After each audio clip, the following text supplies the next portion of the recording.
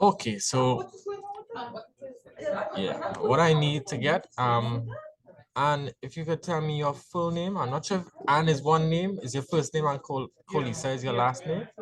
Kalasa is my last name. All right, so I just need you to say your name and spell it. Okay, my first name is Ann, A-N-N. My last name is Kalasa, Kolasa. All right, great. How long have you been coaching Annalisa? 2 years? A little more than 2 years. Oh, 3 years. 3 years. She knows better than me. The time flies. And what has the process been like so far? It's been great. She's made so much steady progress, and we're really excited to see how she's maturing into this role. Representing Trinidad and Tobago has been such a huge honor, and we're excited for her future. Is she settled into artistic gymnastics? You think she's going to switch sports? I think she's pretty settled that this is her thing. What areas do you think she needs to improve on? I mean, we are constantly trying to increase her difficulty, and there's a lot more emphasis on the artistic component of our sport right now. So, working on the performance factor is always something that we can get better at. We really love the floor music that her father and her uncle have created. That's some authentic steel drumming from Trinidadians. So we try to maximize the presentation of that, and her choreographer is actually going to come down before the World Championships to give us a fresh look. But we're pretty set on all of our goals for this next competition as far as what difficulties we're planning to add, and all of that is going really well. And so now it's about building her consistency and the endurance to be able to handle those upgrades. She is also still working an upgraded vault, which we're not sure it's going to be ready or not, but that's another area that we're trying to, because if we can increase her start values, then we also increase her chances of making the Olympic team. Well, that's a lot to digest in one go, but we'll come back to Anne in a second. Okay, no problem. Annalisa, what's it been like for you so far, making the transition to the international stage? Well, so far it's been pretty great. I mean, like I came from my regular level 10 JO season in the US, and it was a big jump to go from that immediately into Pan American Games, but it was really good because it was challenging and it made me work harder. And I think it was a pretty good change because I was able to get my bar routine and get my skills quickly in time for the competition. How are you coping with the workload and the training schedules? I'm just taking it one day at a time, and we're doing whatever we can to kind of protect my body and save it as we get closer to Worlds so that I can be at my best shape. No, well, I understand at Commonwealth Games there was a slight issue. Well, turned out to be a big issue to be A that. big issue, yeah. Yeah. How is that being addressed? I'll ask the two of you that question. So Anna, you could go first in terms of Sure. when it happened. Yeah. Yeah. No, we were not prepared for that to happen at all, obviously. And it wasn't an issue in Brazil. So it was really disheartening. And we were very disappointed that the Federation, the FIG, didn't act in Annalise's favor so that she could fully compete at the Commonwealth Games. But, we have official requests for it to be resolved before the World Championships, and we've already gotten letters back from the technical committee of FIG and also the vice president of FIG that it will be resolved. So I have been told that at the World Championships, she will be the first gymnast to compete at the highest level of bar because, she's not a giant. She's 5'7". Maybe she's 5'7.5" at this point, which is a healthy height for a woman. But in our sport, she was dragging her feet on the ground at that level. So we're told that they're going to raise the bar, and we are looking to raise the bar as well in all areas of her gymnastics. So do you think she's still growing? I honestly don't know. I mean, I probably could be, but I think I'm almost done. I don't think I should grow that much more, but who knows? Yeah, she's about to turn 17. It seems like, I mean, she went through a huge growth spurt in the last 2 years. It was like every time, she had a day off, she came back, she looked taller. So we were wondering what she was eating or what she was drinking. But also when they're growing, there's a lot of like nuances in the joints, and that has all settled down, I would say, in the last 3 to 4 months. So we think that she's pretty close to done, but unless a doctor looks at her growth plates, we can't say for sure. So if she continues to grow while she's competing, will they continue to change the height of the bar? I believe they will. Yes.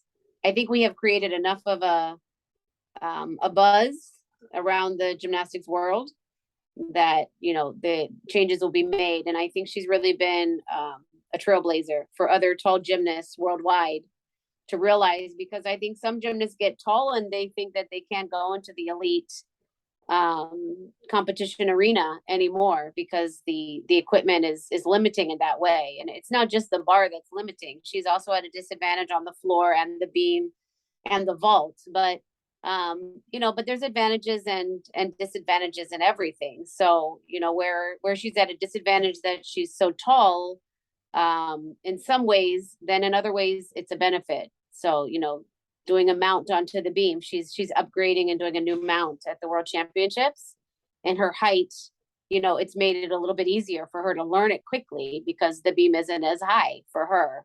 So, we're trying to be creative in our skill selection and find the skills that really show off the best qualities that she has.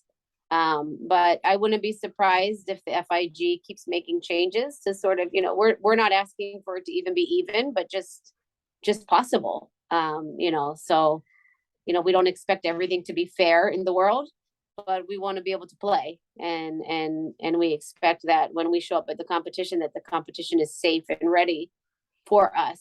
So I do believe that this is going to be addressed and it's going to change for other future gymnasts. Right. So Annalisa, when it happened, when you first noticed that, my feet is touching the ground, what did you experience? Fear? What was your first reaction? My first reaction was, why are my feet hitting the floor? Like, this needs to be fixed. And I actually went over to my coach and I was like, my feet are hitting the floor. Like, they need to raise the bar because I can't do my bar routine. So like panic, I would say, was my first reaction. And how did you? And initially they did raise them. So she was on a practice day when she first was hitting, and they allowed the bars to go higher. So she did a full practice at a higher setting. And I felt good. Yeah. And we were like, we're good, we're ready to go. And then the next day was the last practice, and they came back into the training hall and said, no, we can't put the bars up that high. Okay. So you had prior, you knew before that was not going to be the standard that you'll be competing at, and they refused to change it into the competition. Yes. So it's more complicated because the rules, the way the rules are written, they're not consistent. So in one book, it was saying it can only go to this maximum centimeters. And then in another book, it says that the increases, plural, can be made up to 5 centimeters, provided the gymnast's feet are hitting the mat. So my understanding as her coach was that they will check if her feet are hitting and they will keep raising the bar. And that is what had happened in the past, because she never needed to go higher until this summer. So the maximum height, it worked. But every bar is a little bit different. Every bar bends differently. There's a lot of factors that go into play, how aggressive the gymnast is on the bar. Also, Annalise has very long arms and she has very flexible shoulders. So her maximum height, it's not just about how she stands from feet to head, but it's also about how much she extends when she's hanging. So we were disappointed that when that happened, that they didn't act quickly. And I was fighting very hard everywhere that I could, but it was a timing problem because we only had 10 hours to work with when we all realized that this was a problem. And they wouldn't take the liability because they have their own testing labs where they test the equipment. You know, the equipment companies test their equipment and it can go higher, and the equipment companies will tell you it's safe.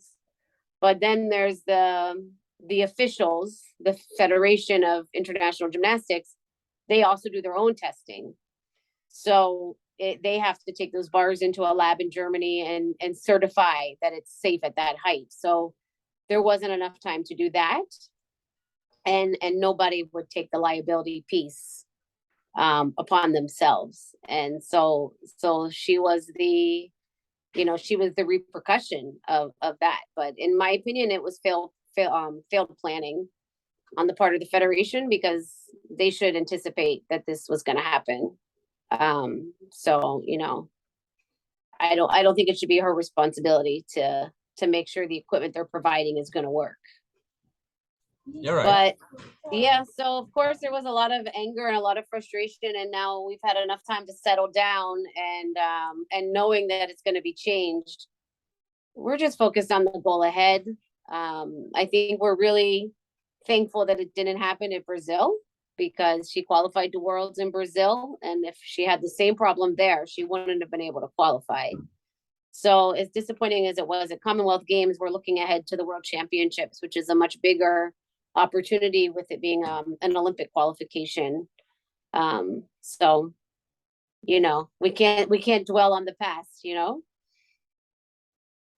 Yeah, I just have one more question on that. Yeah. Anna, did you have to change your posture when doing the routine for that specifically, considering that, the bar wasn't at the height that you would have liked it to?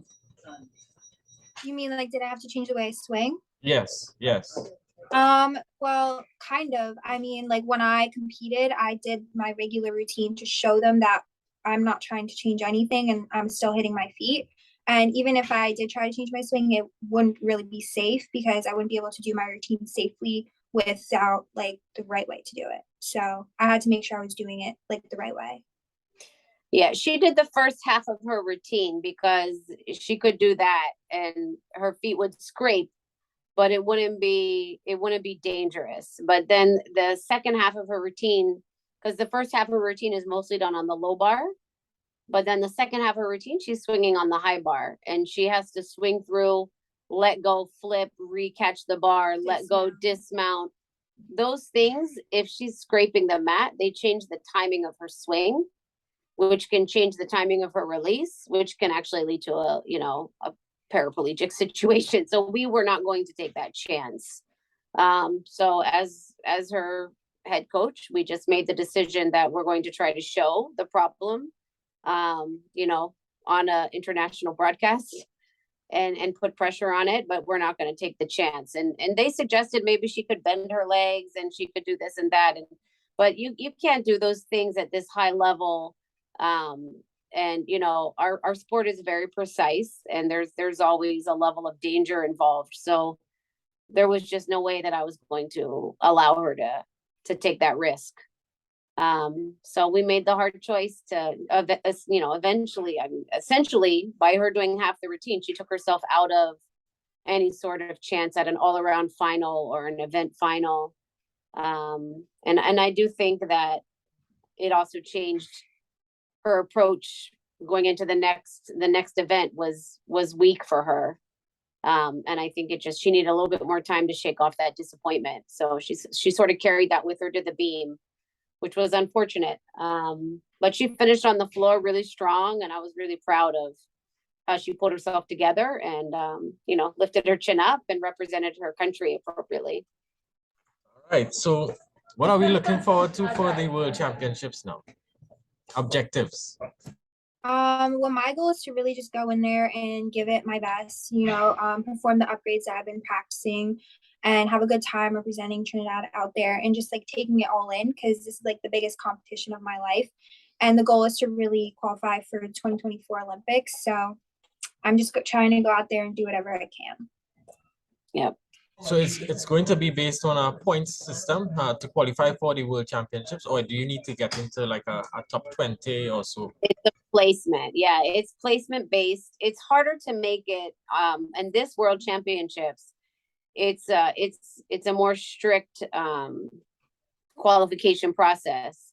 The next year in 2023, it's actually they open up more spots because as teams qualify, then they're done. They're out of the mix, and then the next tier. So we will be pleasantly surprised if she qualifies at this games, but we're certainly going there with that objective in mind.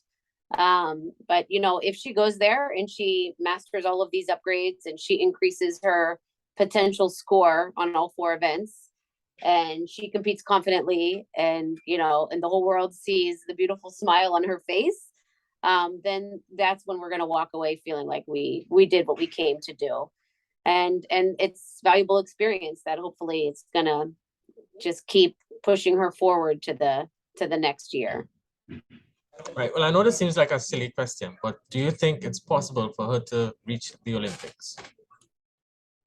Yes, we both think it's Yeah. possible. That's why we're doing it. Yeah. Yeah, that's the goal. Yeah, I mean, she's already made it. There's only 169 gymnasts worldwide that are going to this competition. So she's already in the top 169. So I mean, I don't think it's out of the realm of imagination that we would pull this off, and certainly what we're going to keep working towards. She also has, without making it to the Olympics, there's also several final events at the World Championships. So, we're also going to really push to make the all-around final. And she will be eligible to qualify for the beam, bars, and the floor final as well. So those four finals are also in the back of our mind. No, I mean, well, we spoke about the music and stuff earlier today that you'll be incorporating. How much of incorporating something new like that will it be in terms of pressure on you to, get accustomed to this whole new routine of choreography and stuff?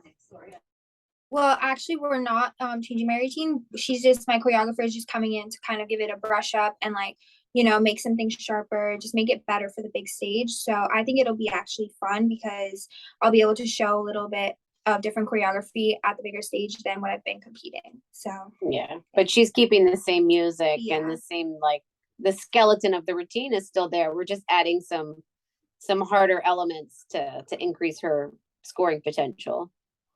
Do they look at music and stuff? The judges in particular, does uniqueness add to it? There's an artistic component. They can take up to a full point in artistry. or if your music's So over. yeah, there is a deduction if your music is too long. But we all make sure of that before we even get started. So it's really about how well does she perform? How well does she represent the style of music that she's using. So we got to channel her inner Trini. And what sort of feedback has she been getting? Like on my routine. Well, everyone's just told me how much they love it. It's so original. Like having my dad and uncle be able to make something like this is great, and being able to perform it in front of the whole world is just amazing. So I've just gotten nothing but great feedback on it, and yeah. Right. So if she worst case scenario, she doesn't make it at the World Championships, are there any other opportunities for her to qualify for the Olympics? Absolutely. Just competing at this Worlds qualifies her for the following World Championships.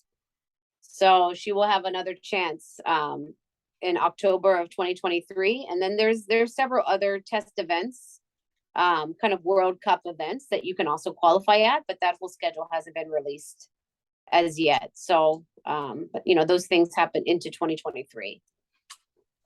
Well, I mean, your mother told me you have some long training sessions. Is it expected that those hours will increase again?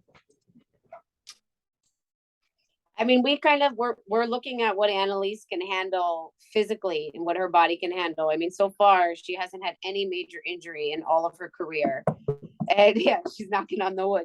And we don't expect that she will. So, you know, when a bigger competition is coming up and we think she needs a few extra hours or we're working a new skill that requires it, then, you know, her and I just speak and we put it on the schedule.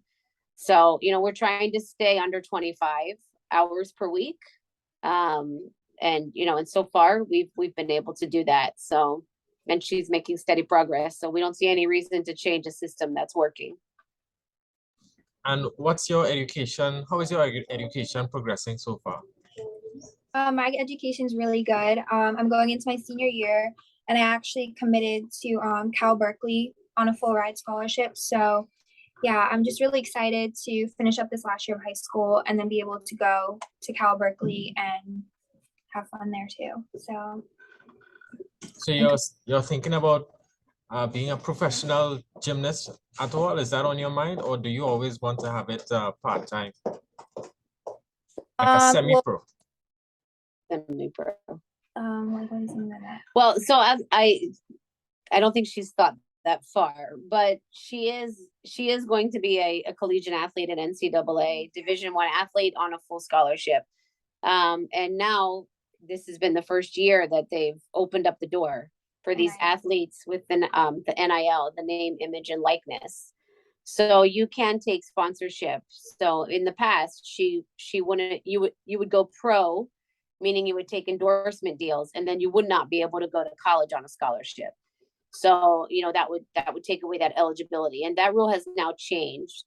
So certainly if there's an endorsement deal on the table, then, you know, she would consider it. And I'm sure that she hopes that she can make some profits off of her name, image, and likeness going forward. I mean, if you can, you work so hard, why wouldn't you? But I think we're taking it one day at a time and one goal at a time. So the first big goal is just maximizing our potential for these world championships. So Anne, have you I give it to you? Because pro, like whenever someone says pro, I think of like the other sports, and we don't really go. Yeah, pro. NBA, but it used to be like Olympians would come back and they would go pro, and you know, but that money is like, it's short lived. So I mean, really, for her to go to such a great university and get such an incredible education, that was definitely one of our huge goals for her, and we've accomplished, you know, she's accomplished that. So, you know, she wants to be a doctor someday. Yeah. And I'm sure that she has a bright future in many different arenas. One more question. So Anne, have you ever been to Trinidad? Are you looking forward to coming to Trinidad? I need to come. I'm waiting. I need to get there. Hopefully in the next year. I used to live in the Bahamas, so I have a little bit of a Caribbean feeling, but I know that Trinidad and Tobago is its own place and its own beauty. So I'm definitely looking forward to experiencing that. What about you, Anna? Annalise, that is. Yeah, of course I've been. I went a lot when I was younger, but we haven't been in a while just because of like all the competition started coming up and like traveling, and then COVID happened. Yeah. So we couldn't really go. And you guys were closed. Yeah, you were shut down for a while, and we were trying to come visit and even see Michelle, but COVID, so we really couldn't come. Yeah. All right, so I'm hoping to air the interview today and tomorrow at least. I need, if you have any supporting footage, you could just WhatsApp me, or a link. If there's a YouTube link also, you could just WhatsApp me and I'll be sure to incorporate it. Well, of course, we have some footage online of her competing at, that would have been Pan Am. I think we have some footage from Pan Am for you. Right. Yeah. Yeah, she has a lot of training footage too. Is it more on your YouTube or on your Instagram? Yeah. You follow her on Instagram? No, she'll need to send me the link. Okay. So we'll get you that link because she has lots and lots of video updates there of the training she's been doing over the summer. Yeah. And you know, maybe I'll send you a few just individual video shots that you can sift through. Yeah, that should work fine. So, you know, I want to thank you, the both of you, for taking the time to speak to me this morning. I think it's, well, afternoon now. Yeah. best of luck with your training moving forward. And hopefully we'll see you soon in Trinidad. My gosh, we Yeah. appreciate so much that you're spending the time with us. So Thank you. thank you. All right, keep up the progress and remain injury